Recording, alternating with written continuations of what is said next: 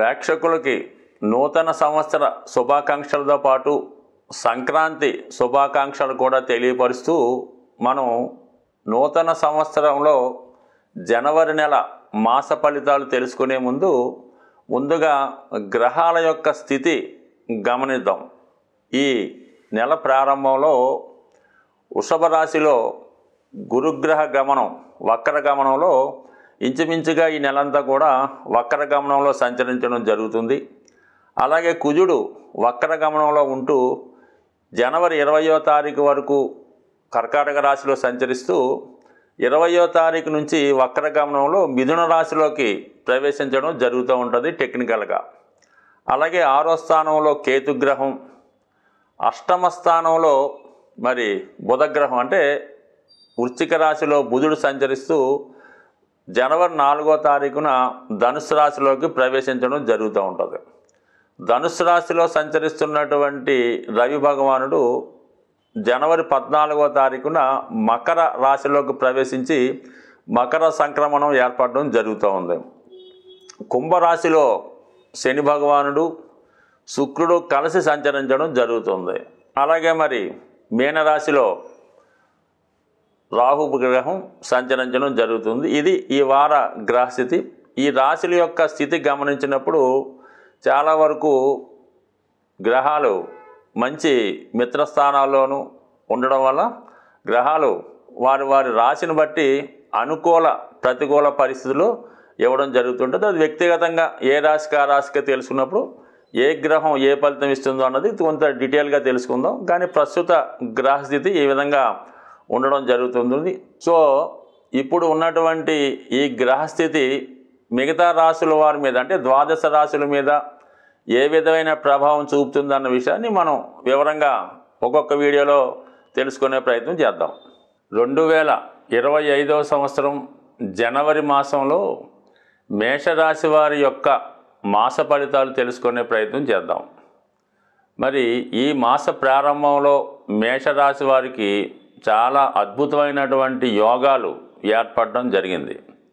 అది ప్రధానంగా లాభస్థానం అందే శుక్ర శని గ్రహాల యొక్క సంచారం లాభస్థానంలో రావడం జరిగింది. ఇది ముఖ్యంగా ఈ రాశిలో ఉన్నటువంటి స్త్రీలకి చాలా అనుకూలమైనటువంటి స్థితి. వారి యొక్క ఉద్యోగ వ్యాపార ప్రయత్నాలు చాలా అభివృద్ధికరంగా ఉంటాయి. ఎవరైతే నూతన ఉద్యోగం కొరకు ప్రయత్నం చేస్తున్నారో వారికి నూతన ఉద్యోగ అవకాశాలతో పాటు వృత్తిలో అభివృద్ధి ప్రమోషన్ లాంటివి కూడా వచ్చే అవకాశం ఉన్నది, ఎస్పెషల్లీ మేషరాశిలో ఉన్నటువంటి స్త్రీలకి. అలాగే మేషరాశిలో ఉన్నటువంటి అబ్బాయిలకి ఈ సప్తమాధిపతిగా ఉన్నటువంటి శుక్రుడు, ధనాధిపతిగా ఉన్నటువంటి శుక్రుడు లాభస్థానంలో మరి శని భగవానుడితో కలిసి ఉండడం వల్ల ముఖ్యంగా జీవిత భాగస్వామి యొక్క ఆదాయం పెరుగుతుంది. అంటే మీ వైఫ్కి అయినా జీతం పెరగడం కానీ, కొత్తగా ఉద్యోగం రావడం కానీ, లేదంటే వారి పుట్టింటి ద్వారా డౌరీ రూపంలో మీకు మరి లంసమ్ అయినటువంటి సాటిస్ఫైడ్ అయినటువంటి ఆదాయం ధనం వచ్చే అవకాశం ఉంది. అలాగే ధనాధిపతిగా ఉన్నటువంటి శుక్రుడు లాభస్థానంలో ఉండడం వల్ల ఆర్థిక పరంగా మీ కుటుంబ సభ్యుల యొక్క ఆదాయం కూడా పెరుగుతుంది. టోటల్గా మీకు వివిధ మార్గాల ద్వారా ఆదాయ వనరులు పెరగడం జరుగుతూ ఉంటుంది. అలాగే మేషరాశిలో ఎవరైతే వ్యాపారంలో కానీ, ముఖ్యంగా ఫైనాన్స్ వ్యాపారంలో కానీ, ఆటోమొబైల్ రంగంలో కానీ ఉన్న వాళ్ళకి, అలాగే సినిమా రంగంలో ఉన్న వాళ్ళకి ఈ గ్రహస్థితి చాలా అనుకూలంగా ఉన్నది. కొత్త అవకాశాలు రావడం జరుగుతుంది. మీలో ఉన్నటువంటి టాలెంట్కి సరైన గుర్తింపు రావడం జరుగుతుంది. ఇది చాలా వరకు ఈ నెలలో ఏర్పడినటువంటి గొప్ప యోగం ఈ రాశి వారికి. దాని తర్వాత కుజగ్రహ సంచారం. రాష్ట్రాధిపతి అష్టమాధిపతి అయినటువంటి కుజుడు మరి చతుర్థ భావంలో వక్ర గమనంలో ఇంచుమించుగా మనకి జనవరి 20వ తారీఖు వరకు అదే రాశిలో ఉండడం జరుగుతూ ఉంటుంది. సో దీని ప్రభావం వల్ల జాతకుడు ఏదైనా స్థిరాస్తి అమ్మే ప్రయత్నం చేసినప్పుడు ఆ స్థిరాస్తి మీరు అనుకున్న ధర కన్నా ఎక్కువ ధరకు రావడం జరుగుతూ ఉంటుంది. అలాగే ఎవరైతే ఉన్న ప్లేస్ నుంచి వేరే ప్లేస్కి మైగ్రేట్ అయ్యి కొత్త ఉద్యోగం కొరకు ప్రయత్నం చేస్తున్న వారికి కూడా స్థల మార్పుకి అవకాశం కూడా చాలా ఎక్కువగా ఉంది. అది విద్యార్థులైతే ఏదైనా హాస్టల్లో ఉండి చదువుకోవడం కానీ దూర ప్రాంతంలో విద్య అభ్యసించడానికి కూడా ఈ కుజగ్రహ అనుగ్రహం 100% అనుకూలంగా ఉంది. అయితే కుజుడు వక్రించి ఉండడం వలన ఏదైనా ఒక ప్రయత్నంలో జరగనప్పుడు మరొక ప్రయత్నం చేయడం వల్ల జాతకుడు యొక్క ఫలితం నెరవేరే అవకాశం ఉంది. అలాగే ఏంటంటే మనకి మరి దశమ స్థానం పైన కుజగ్రహ వీక్షణ ఉండడం వల్ల జాతకుడు వృత్తిలో చాలా నిజాయితీగా స్ట్రిక్ట్గా ఉండడం జరుగుతుంది. అలాగే ఉద్యోగపరంగా మీకున్నటువంటి ఏమైనా సమస్యలు, విభేదాలు, చికాకులు ఉంటే అవి ఈ సమయంలో పరిష్కరించే అవకాశం ఉన్నది. ఇక ముఖ్యంగా ఏంటంటే మరి వక్ర గమనంలో ఉన్నటువంటి కుజుడు తన యొక్క వక్ర గమనంలో ఈ జనవరి నెల 20వ తారీఖున మిథున రాశిలోకి ప్రవేశించడం జరుగుతూ ఉంటుంది. ఇది ఒక విధంగా విక్రమ స్థానం కాబట్టి జాతకుడు చాలా ధైర్యంగా సాహసంతో ముందుకు వెళ్తాడు.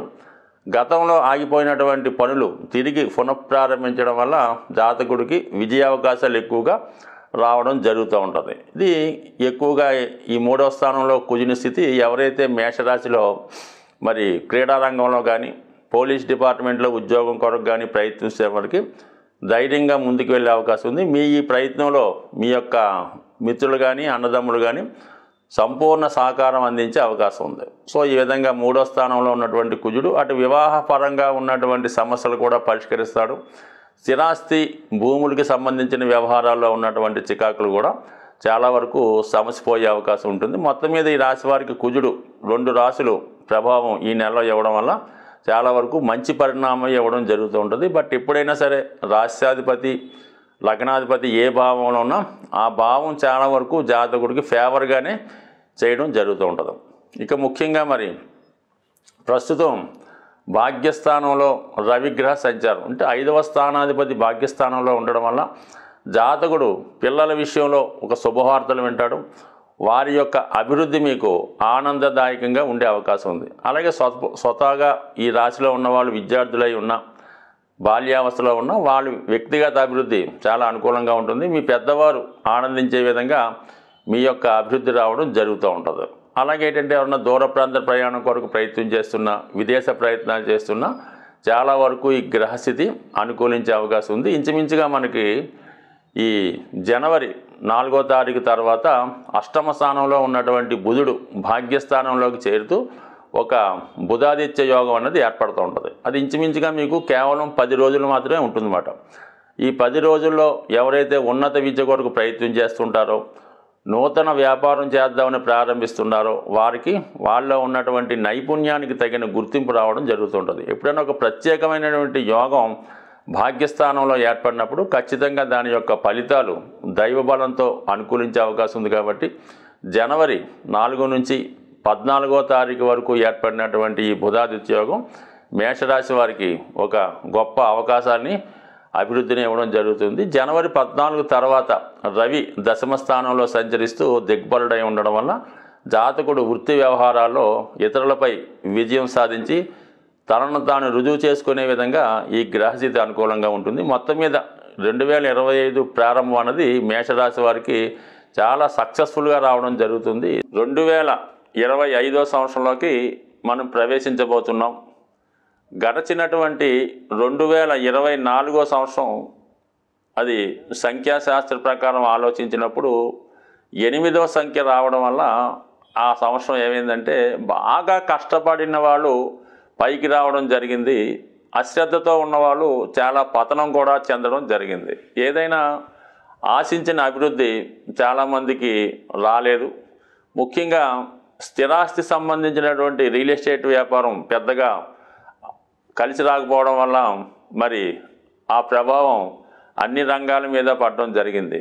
దానికి వ్యతిరేకంగా మనం ఇప్పుడు 2025వ సంవత్సరంలోకి ప్రవేశిస్తున్నాం. ఇది టోటల్ 9 రావడం వల్ల చాలా వరకు ఈ రియల్ ఎస్టేట్ వ్యాపారం భూముల యొక్క విలువ ఎక్కువగా పెరగడం వల్ల దాంతోపాటు అన్ని రంగాల్లోకి ధనం ఇన్వెస్ట్మెంట్ చేయడం వల్ల అటు వ్యాపార అభివృద్ధి జరుగుతుంది, పారిశ్రామిక రంగం అభివృద్ధి చెందుతుంది, ఈ మోటార్ ఫీల్డ్ కూడా అభివృద్ధి చెందడం వల్ల అన్ని విషయాలు కూడా అనుకూలంగా ఉంటుంది. అలాగే చివరి సంఖ్య 5 రావడం వల్ల ఏంటంటే వ్యాపార వర్గం వాళ్ళకి బాగుంటుంది, మేధా వర్గం వారికి అనుకూలంగా ఉండే అవకాశం ఉంది. కాబట్టి చాలా వరకు గడచిన సంవత్సరం కన్నా ఈ సంవత్సరం ఫలితాలు అన్ని రాశుల వారికి చాలా వరకు శుభకరంగా ఉంటుంది. ఏదో ఒక కొత్త ఆదాయం కూడా ఏర్పడే అవకాశం ఉంది. కానీ మరి 2025 అందరికీ శుభంగా ఉండాలంటే ముఖ్యంగా ఈ నెలలో ఏర్పడుతున్నటువంటి మకర సంక్రాంతి అంటే సూర్యుడు ప్రతి నెల ఒక రాశి మారడం అనేది జరుగుతూ ఉంటుంది. మరి ఈ నెలలో మరి మకర రాశిలోకి ప్రవేశించడం చాలా వరకు ఇది మకర సంక్రమణం అంటారు. మరి ఆ రోజు అంటే చాలా వరకు తెలుగు వారందరూ కూడా పాటిస్తుంటారు. అందరూ కూడా విధి విధానంగా సాంప్రదాయంగా పాటిస్తూ ఏదైనా ఒక సూర్య దేవాలయానికి కానీ హనుమాన్ టెంపుల్ కానీ రామాలయానికి కానీ దర్శించి విధి విధానంగా పూజ చేయడం, ఆ రోజు మీ పెద్దవారి యొక్క పేరుతో అంటే మీకు ఎవరైతే మీ జన్మ కారణం అయ్యారో మీ యొక్క ఇంటి పేరుతో ఉన్న వాళ్ళకి ఏదో విధంగా మరి వారి పేరుతో ఆ గుడిలో ఉన్న వారికి కొంత డొనేట్ చేయడం వల్ల కానీ అన్నదానం చేయడం వల్ల కానీ మీ యొక్క జాతకంలో ఉన్నటువంటి దోషాలు సంపూర్ణంగా తొలగిపోయే అవకాశం ఉంది. మరీ ముఖ్యంగా ఏదన్నా గోవుకి ఏదైనా మంచి ఆహారం పెట్టడం కానీ నానబెట్టిన గోధుమలు బెల్లం పెట్టడం వల్ల కానీ గోవుకి సేవ చేయడం వల్ల కూడా అంటే మనకి పర్టికులర్గా ఈ 14, 15, 16 తారీఖులో ఈ విధమైన పుణ్య కార్యక్రమాల్లో పాల్గొని పెద్దవారి పేరుతో మీకు ఇటువంటివి డొనేట్ చేయడం వల్ల పితృదేవతల యొక్క సంతోషంతో మీరు ఖచ్చితంగా రాబోయే సంవత్సరం ఆనందంగా గడిపే అవకాశం ఉంటుంది. స్వస్తి.